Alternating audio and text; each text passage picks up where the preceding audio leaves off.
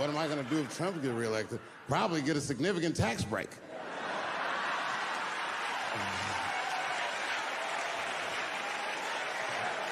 Hey, you want to know why I don't even talk about Trump in my show? Because that motherfucker is not the hokey pokey. He is not what it's all about.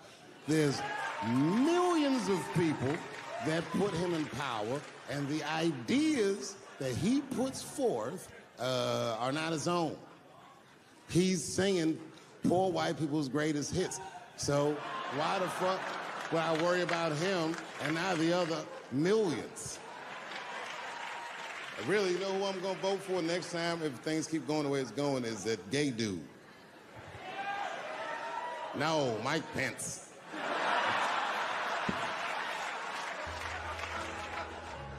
Now, this is the same club, the Punchline.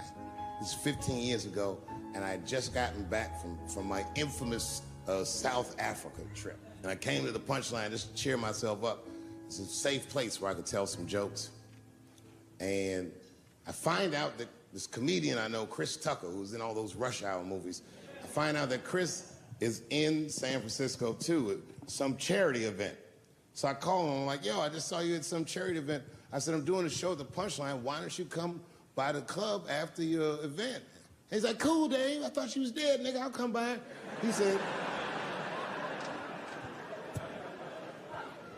He says, is it okay if I bring some friends? Because, you know, I'm with a lot of people. I go, man, you Chris Tucker. You can bring whoever the fuck you want.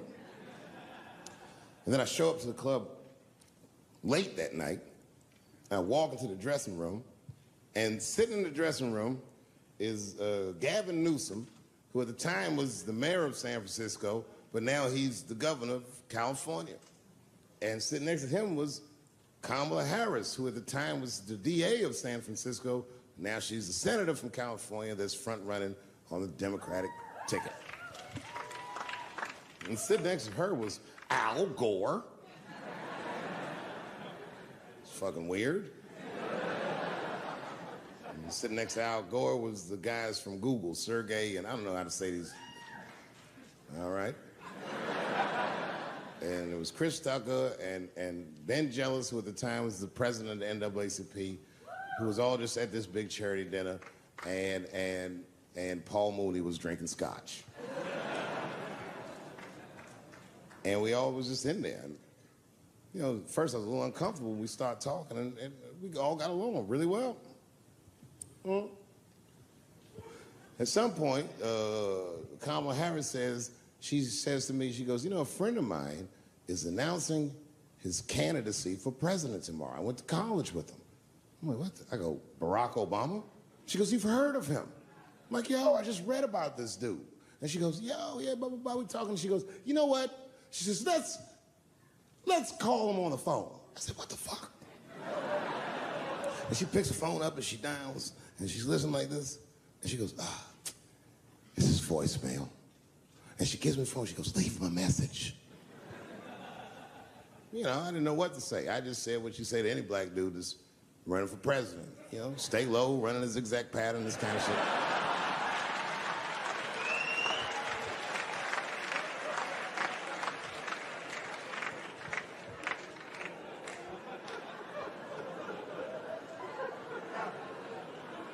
And then the last thing I say is, you know what? I said, sir, I really do believe you can do this. Like, man, I'm wishing you luck.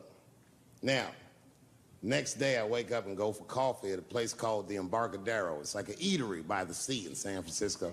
And I'm walking to the coffee shop, and there's a police line, and I can't cross the tape.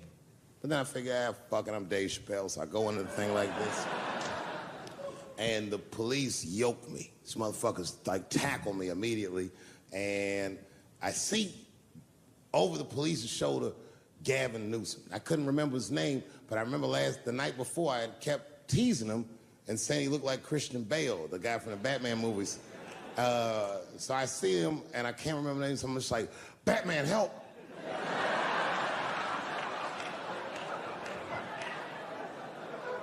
And he stops, he's like, Dave? And then the police see that the mayor knows me, so they all like, oh, sorry about that. And he's like, hey, back up, everybody. And he just picks me up. He's like, I'm really sorry about that. I'm like, I'm fine, don't worry about it. And he's like, He's like, listen, I'm here with Prince. Would you like to meet him? I'm like, I know Prince. That's my nigga. And we go around the corner, and it was Prince Charles, the Prince of England. I didn't know the protocol of meeting royalty. You're not supposed to touch him. I dapped him up like a nigga. My nigga. Ah! Just hugging him and shit like this, dapping him up. Like this. And that nigga was cool, too. I was like, it's really fucking weird. And then I was just out there in the upside down, not having no TV show, trying to figure life out. And the election was going on in the background. And this guy, Barack Obama, was picking up steam. This motherfucker was killing it. And I had a chance to go to the last debate on the Democratic ticket, and I went. It's me and Chris Tucker sitting in Myrtle Beach, South Carolina. It's the last three candidates. It was Barack Obama, John Edwards, and Hillary Clinton. Now, Obama's a lot taller than Edwards and Clinton, and he had the center podium. And at one point, they're all on stage, and they start fussing, and Obama goes, look, none of us are perfect, like this. And his hands was like this, and there was light shining behind his head, and the other two candidates was looking up at the nigga, and I was sitting in the audience like, this nigga looks like Jesus.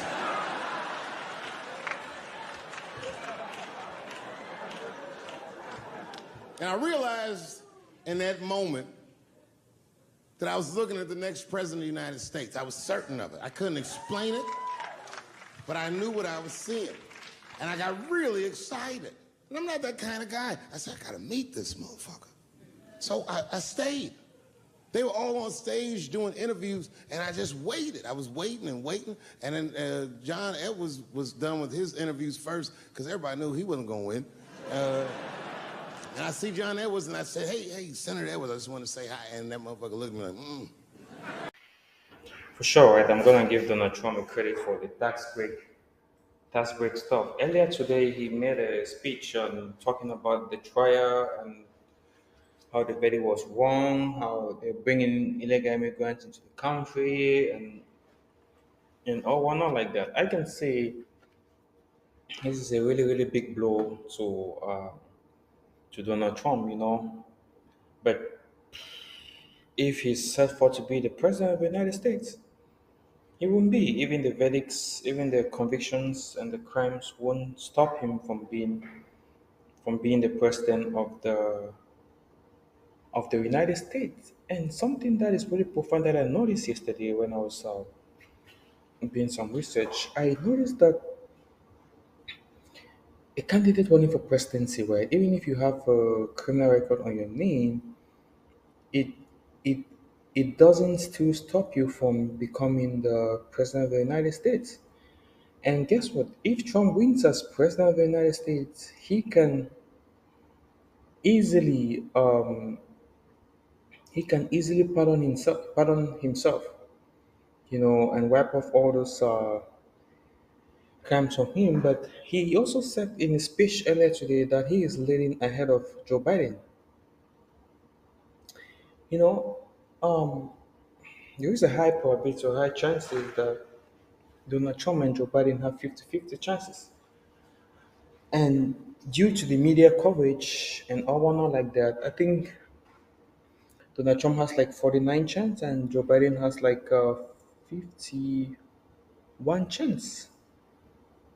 But as November slowly comes along, we will get more insights on the on the ratings. But Donald Trump has taken more media attention, and the trial has made some people maybe lose interest in voting for him, as opposed if he was found not guilty of all the 34 counts. He would have had a greater shot, but still yet he still have a good shot. So um, being the president of the United States as Joe Biden is, he should, I think, maybe campaign more. And since Donald Trump, after this the trial, he will go back to doing his rallies and all like that. He should campaign more. And one thing that can give Donald Trump an upper advantage is the war in Israel versus Palestine.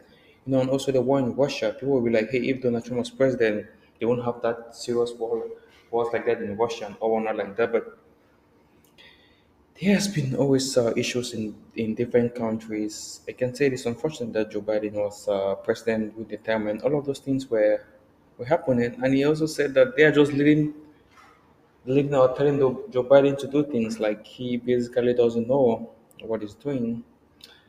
Maybe true, but I can also say I can also say that it's good to have a cap when it comes to presidency. You know, not just presidency, but also Senate too. You know, above a certain age, you shouldn't run for president anymore. In America, you got to be 35 and above to be a president of the United States. But I think at least above even 80, 84, 82, 83, 84, you shouldn't. Though you shouldn't run for president. You shouldn't unless you're mentally fit and well capable. But it is pretty difficult to find people above their age or that range still mentally fit and still well capable of running for office or being the president of the United States. So I can say I can say Donald Trump now has now 49% chances, and Joe Biden has 51%. But as time goes on, things might change. You know, you never know. And if he's bound to be the president of the United States, he will be, irrespective of what. And if it's Joe Biden, he will definitely be. But for now, let's consult with Dave Chappelle.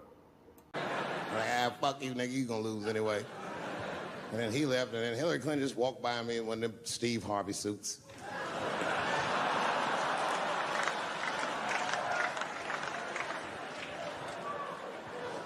But Obama was taking forever.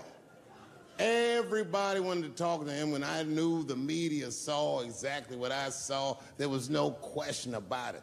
That was the guy. I waited and I waited, and finally, must have been over an hour and a half, he finishes his last interview. He's like, well, thank you very much. Good talking to you. And he turns around, and we make eye contact. He sees me, and when he sees me, he looks over, he goes, Dave Chappelle. And Obama did me the same way I did Prince Charles. He dapped me up. And he like bro hugged me and he pulled me in and I'll never forget this. He said in my ear, I got your message. Thank you very much, New York City. You know, going to the part of Barack Obama, I can say he was a good person. He has a very good tone of speech and he's very eloquent and very elaborate and knows how to garner people's attention. You know, that is something too that Trump knows how to do very well. And he knows how to make people laugh, Donald Trump. But during Barack Obama's time, there were a lot of things that he tried to do, you know.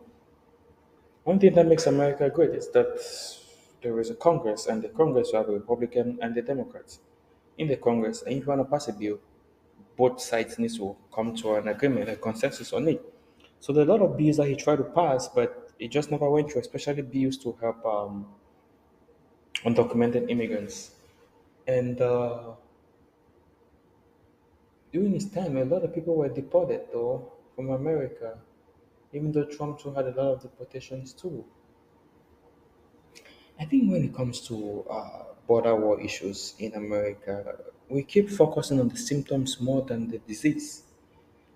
And the disease is insecurity, instability, slow growth, bad governance, corruption, a lot of things that are really plunging people, causing them to leave their country. Trust me, if people were in countries where that are like United States, why would people be coming here? They'll just come for holidays.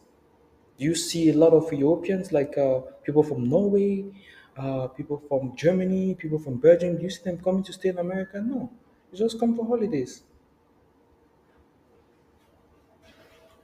They just come for holidays, and they go back to their country.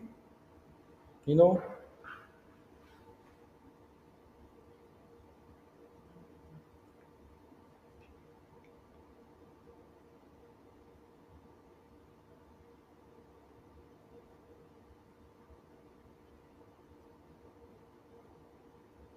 You know, they just come for holidays and they go back to the country. There is no reason for them to stay. One thing that America can do to curb down illegal immigration is to try to fix issues in people's countries that are causing them to leave their country. I know every nation is sovereign, but if you keep finding a lot of people from a nation coming to your country, go in and try to see what is the issue. You know, what is the issue? You know, that can really help. And try to diversify businesses in the, in the country. Meaning, if you have a company that can open branches abroad, sure, let them go ahead and open those branches abroad, though, especially places with good security, so that people who live in that country can get good source of income, can get a stable job, and can also take care of their families and their well-beings. You know, that can really help greatly with immigration issues, especially illegal immigration issues.